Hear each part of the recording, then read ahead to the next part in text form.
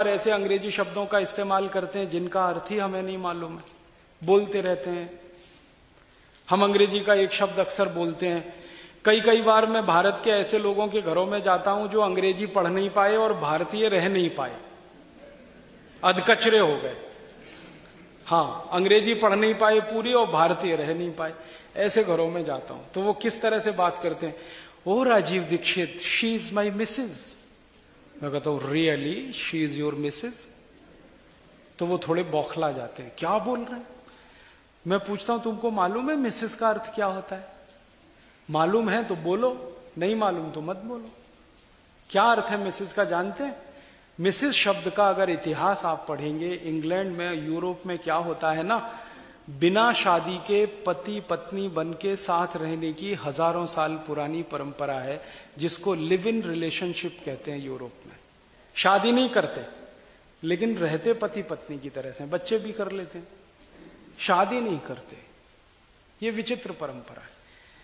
एक के साथ आज रह रहे हैं, कल दूसरे के साथ रह रहे हैं, परसों तीसरे के साथ रह रहे हैं, किसी दिन चौथे के साथ, किसी दिन पांचवें के साथ। एक आदमी 40 स्त्रियों के साथ रहता है, एक स्त्री 40 पुरुषों के साथ रहती।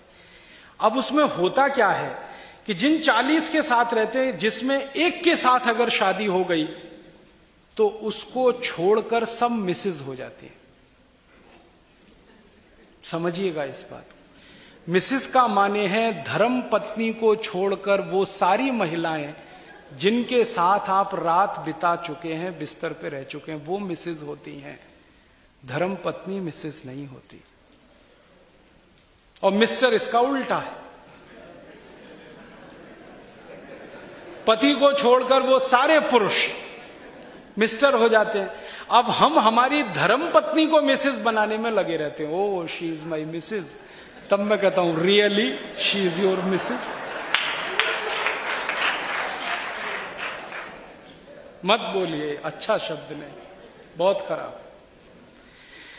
हमारे देश में इसके लिए बहुत सुंदर शब्द है, तो हम क्यों बोलें ये? जब नहीं हो तो बोलना मजबूरी हो सकता। अपने पास तो है ना श्रीमती।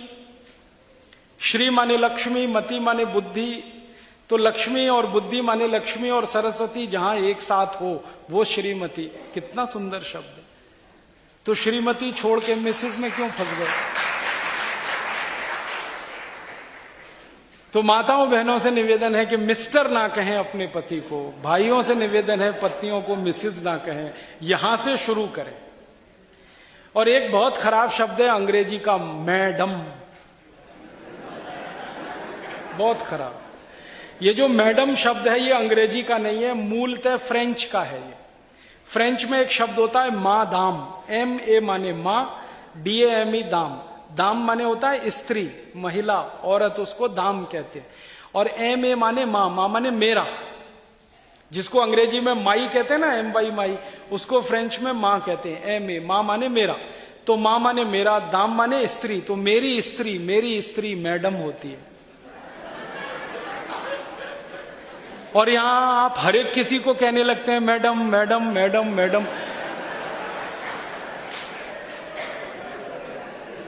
मेरी आपको हाथ जोड़कर विनती है, जिसको आप मैडम कह रहे हैं पहले पूछ तो लो उससे।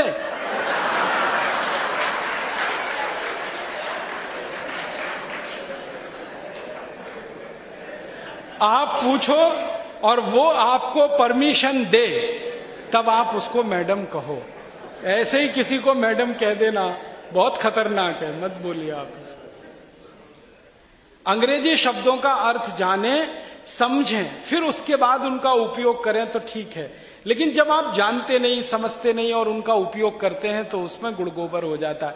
तो ये फालतू अंग्रेजी शब्द अपने जीवन में ना लाएं। मैं तो आपको एक